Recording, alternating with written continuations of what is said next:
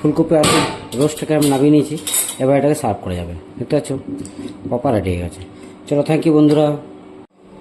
Finally ফুলকপি আলু roast বানাবো, তার জন্য আমি কড়াই তেল চাপিয়ে দিয়েছিলাম। প্রথমে আলুগুলোকে আমি ভেজে নেব।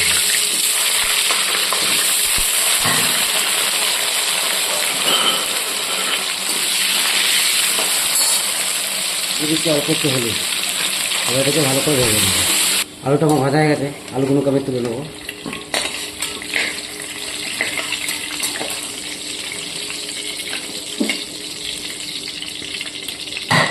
অবশিষ্ট তেলে আর একটু তেল অ্যাড করবো, যেহেতু ফুলকপি আছে অনেকগুলো, তেলটাকে একটুখানি হতে দেবো।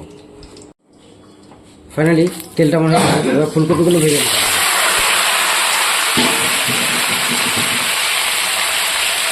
একটু হলুদ দিয়ে দেবো, আর দিয়ে দেবো অল্প একটু নুন। এবার এটাকে ভেজে নেব।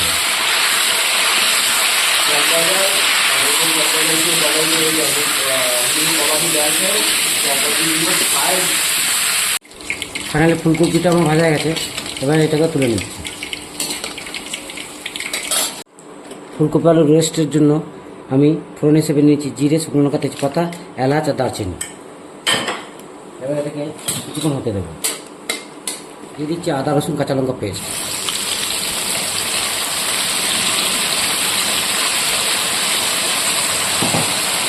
এবার এটাকে হতে দেবো। দিয়ে দিচ্ছি দুটো মিডিয়াম সাইজের টমেটো কুচি। এবার এটাকে সফট হতে দেবো। এর মধ্যে দিয়ে দিচ্ছি স্বাদ অনুসারে লবণ, আর দিয়ে দিচ্ছি 2 দানা চিনি। এবার এটাকে কিছুক্ষণ কষিয়ে নেব।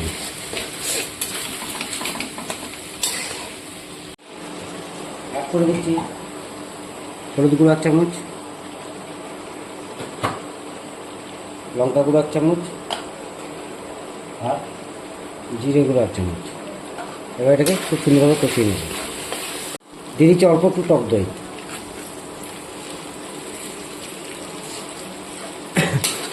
এবার খুব সুন্দরভাবে এটাকে কষিয়ে নেব।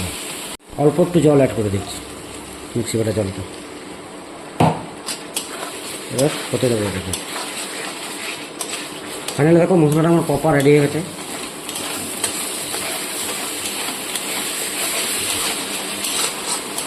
একটা তেল ছেড়ে দিয়েছে। এরপর আমি অ্যাড করে দিচ্ছি ফুলকপি আর আলুটা এর মধ্যে অ্যাড করে দিচ্ছি।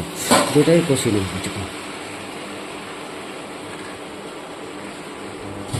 এটাকে সুন্দর করে কিছুক্ষণ কষিয়ে নেব।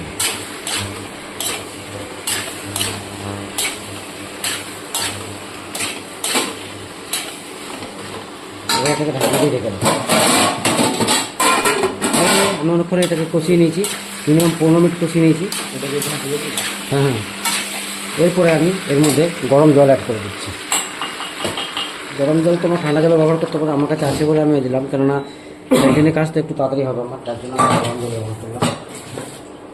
এবার এটাকে সেদ্ধ করতে দিয়ে দেবো।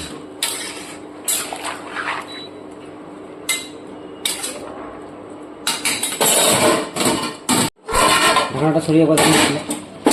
ফাইনালি ফুলকপি সিদ্ধ হয়ে গেছে, আলু আমার সিদ্ধ হয়ে গেছে। তো ফাইনালি রেডি গেছে। আমার আগে ধনে পাতা কুচি এর মধ্যে অ্যাড করে দেবো। তাহলে আমার ফুলকপির আলুর রোস্ট রেডি। এবার এটাকে নামিয়ে নেব। চলো থ্যাংক ইউ ফ্রেন্ড।